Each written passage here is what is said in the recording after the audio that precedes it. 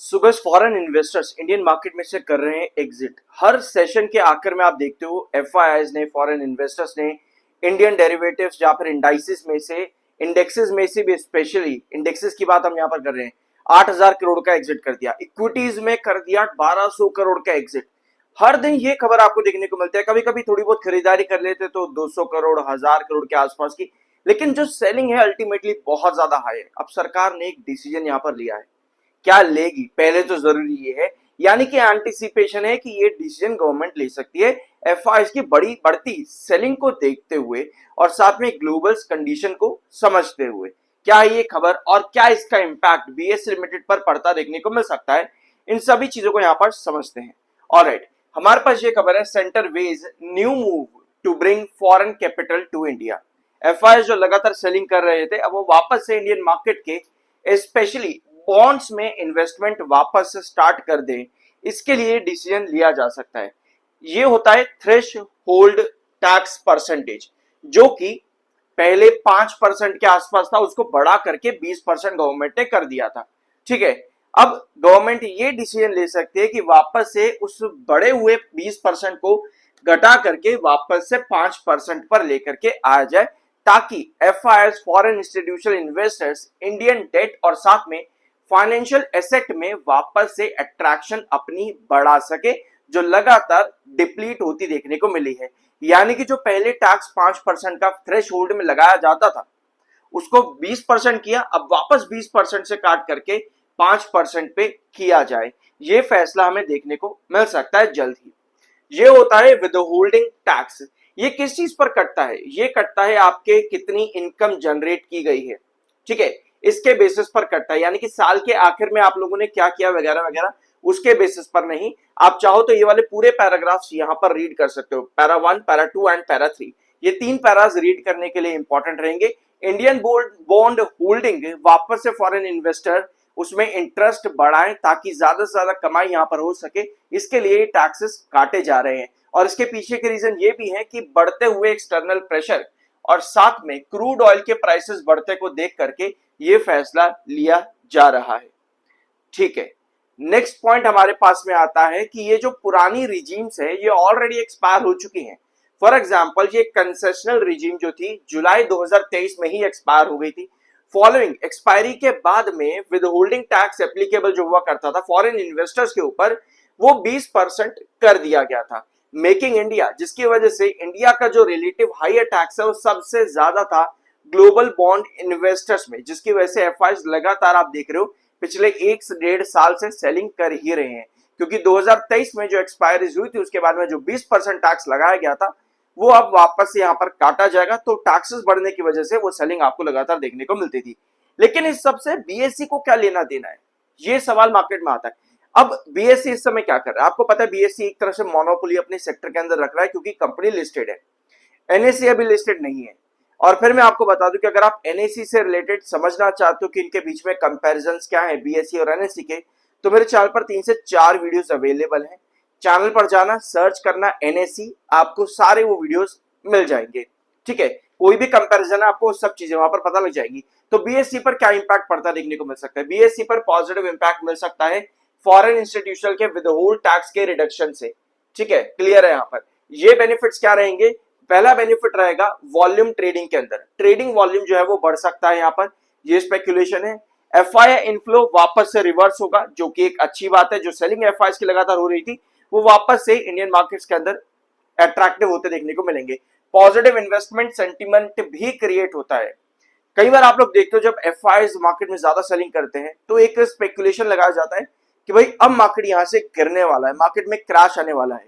उस स्पेकुलेशन के चलते इन्वेस्टर भी नेगेटिव हो जाते हैं, बेरिश हो जाते हैं और मार्केट में और ज्यादा सेलिंग आने लग जाती है, जिसकी वजह से जो बेरिश मोमेंटम है वो और ज्यादा क्रैश के अंदर कन्वर्ट हो जाता है। सो अगर एफआईआईज का इनफ्लो बढ़ता है तो आपको डेरिवेटिव ट्रेडिंग भी बढ़ती देखने को मिल सकती है। वॉल्यूम्स तो उसकी वजह से बढ़ेंगे ही और अल्टीमेटली इक्विटीज के ऊपर उसका इंपैक्ट बढ़ता देखने को मिलता है और साथ में डेरिवेटिव मार्केट पर भी इसके पॉजिटिव इंपैक्ट्स पड़ते हैं। ठीक है, और बीएसई लिमिटेड इन सभी के ऊपर भी काम करता है, जिसकी वजह से बीएसई पर भी पॉजिटिव इंपैक्ट पड़ेगा। ऑलराइट, अब अगली खबर हमारे पास में आती है। वैसे मैं आपके साथ ये पहले भी डिस्कस कर चुका हूं कि 19 मई कंपनी की इन्वेस्टर मीटिंग है और 20 मई को भी कंपनी के इन्वेस्टर मीटिंग है।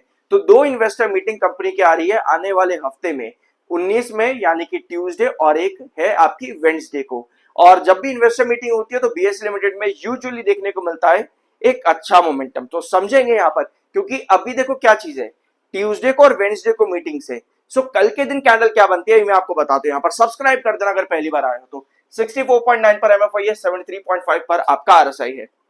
ऑलराइट, ठीक है, अब आते हैं बीएसई लिमिटेड के चार्ट पे। वैसे मैं आपको ना यहाँ पर पूरा एक लॉन्ग टर्म पर्सपेक्टिव में बताने वाला था इस वीडियो में कि ये चार्ट किस तरीके का है, और अगर आप बीएसई लिमिटेड में लॉन्ग टर्म के लिए जाना चाहते हो तो क्यों जाना चाहिए आप लोगों को, चार्ट आपको ऐसा क्या बताता है, कंपनी का बिजनेस वगैरह जो हम डिस्कस कर चुके हैं। बट चार्ट को मैं यहाँ पर ओवरऑल लेने वाला था एक लॉन्ग टर्म पर्सपेक्टिव से, लेकिन क्योंकि गवर्नमेंट से रिलेटेड ये डिसीजंस भी हैं तो मैंने कहा चार्ट्स को मैं अगले वीडियो में डिस्कस करूंगा। अभी मैं आपके सामने सिर्फ शॉर्ट टर्म चार्ट्स डिस्कस कर लेता हूं, ठीक है, मतलब कि आने वाले सेशंस की पॉसिबिलिटी क्या है। सो लास्ट सेशन के अंदर हमें क्या देखने को मिला, एक सेलिंग देखने को मिली, सेलिंग कैंडल 4000 के आसपास क्लोजिंग दी है, ऑल टाइम हाई को स्टॉक ने टच कर दिया था लास्ट सेशन के अंदर। हमारे पास पॉजिटिविटी क्या है यहाँ पर, पहली पॉजिटिविटी है कि 7 ईएमए 21 ईएमए के ऊपर है और 7 ईएमए के ऊपर स्टॉक ट्रेड कर रहा है, ये हमारे पास एक अच्छी चीज है। लास्ट सेशन में अगर आप लो प्राइस देखोगे तो आप लोग को नजर आएगा कि जो नीचे की टेल है उसने कहीं ना कहीं इन 2 कैंडल्स के ऊपर बेस बना करके क्लोजिंग दी है, जो कि एक अच्छा साइन नजर आता है। मतलब भाई अगर मैं इसको 1 आवर टाइम फ्रेम पर कन्वर्ट करूंगा तो मुझको क्या नजर आएगा, मुझे नजर आएगा एक bullish engulfing candle after a bearish engulfing candle. मतलब जैसे ही एक बुलिश एंगल्फिंग कैंडल बनी है उसके पहले एक बेयरिश एंगल्फिंग कैंडल थी, और ये वाली बेयरिश बुलिश एंगल्फिंग कैंडल में जो आपकी नीचे का बॉटम की टेल थी वो आपको कहीं ना कहीं प्रीवियस हाई जो स्टॉक ने क्रिएट करा था 7 और 8 ऑफ मई को, उस हाई पर एक बेस बनाया है। यानी कि पुराने हाईज आपके होते हैं रिजेक्शन, और जब आप उनको ब्रेकआउट करते हो स्पेशली साइडवेज पैटर्न क्रिएट करके, तब वो एक बेस का काम करते हैं। यानी अगर हम अभी की सिचुएशन देखेंगे तो लगभग लगभग आपको नजर आएगा 3980 एज अ बेस। 3980 एक इंपॉर्टेंट बेस नजर आता है बीएसई लिमिटेड में लास्ट सेशन के 1 आवर टाइम फ्रेम को देखते हुए, ठीक है। इसका मतलब पता है क्या है, इसका मतलब ये है, मैं इसको थोड़ा सा जूम इन करता हूं यहाँ पे क्योंकि अब हमको स्क्रीन चाहिए वहां पर, ठीक है। ऑलराइट, इसका मतलब यह है कि अगर कमिंग सेशन के अंदर जहां पर आपकी क्लोजिंग आई है 3980, 3996 पर आपकी क्लोजिंग है, 3980 का आपका बेस है, यानी ये बेरिश कैंडल है। पहली बात तो ये एक बेरिश कैंडल है, ये हमको पता होना चाहिए। दूसरी बात ये है कि अगर ये बेरिश कैंडल अपनी कैंडल के अकॉर्डिंग हमको थोड़ा सा फॉल देती है और हमारे पास एक बुलिश एंगल्फिंग कैंडल आती है पहले 1 आवर के अंदर बीएसई लिमिटेड के अंदर, ठीक है, इस तरह की कैंडल अगर बनती है तो मेरे पास वहां पर बहुत हाई अपॉर्चुनिटी है कि मंडे के दिन के अंदर एटलीस्ट 4030 का प्राइस में टच कर सकूं। तो उसके लिए मुझे क्या चाहिए, अगर गिरावट आती है, क्योंकि लास्ट सेशन की जो 2 कैंडल्स है 1 आवर टाइम फ्रेम पर, ये आपको सेलिंग इंडिकेट कर रही है।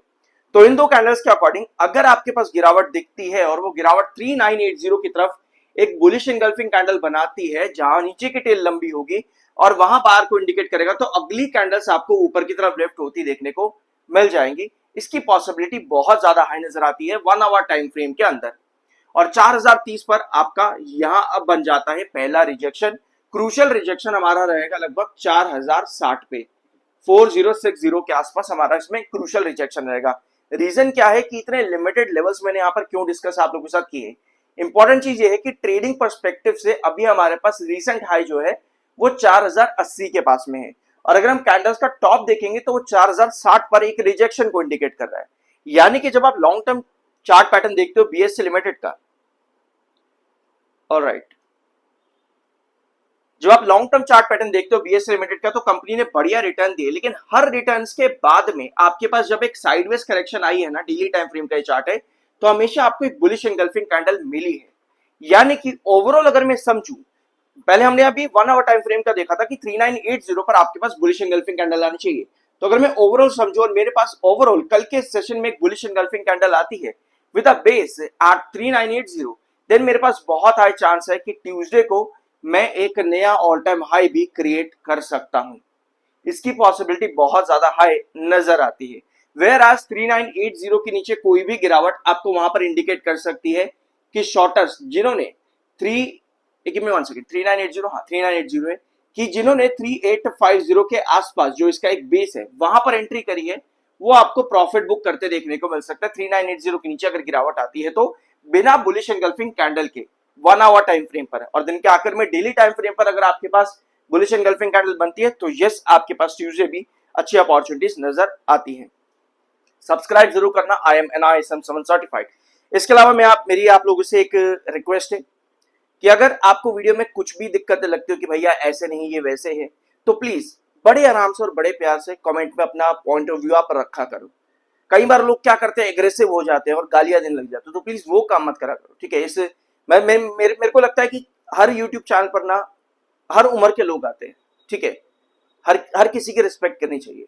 तो प्लीज अगर आपका कुछ पॉइंट है, आपको लगता है कि भैया ये गलत है ये सही है, ऐसा कुछ, आप अपना पॉइंट ऑफ व्यू दो, बड़े प्यार से दो, नॉलेज के साथ दो। आपके पास कुछ एक्स्ट्रा नॉलेज है तो भैया उसको बांटो, उससे ही नॉलेज बढ़ती है, ठीक है। कोई और कमेंट आकर के आपका पढ़ेगा, उसको भी पता लगेगा कि अच्छा ऐसी बात है। तो प्लीज इस तरीके से कमेंट करना, तो आपको भी अच्छा लगेगा। होप कुछ नया जानने को मिला होगा। सब्सक्राइब जरूर करना। मिलता अगले वीडियो में।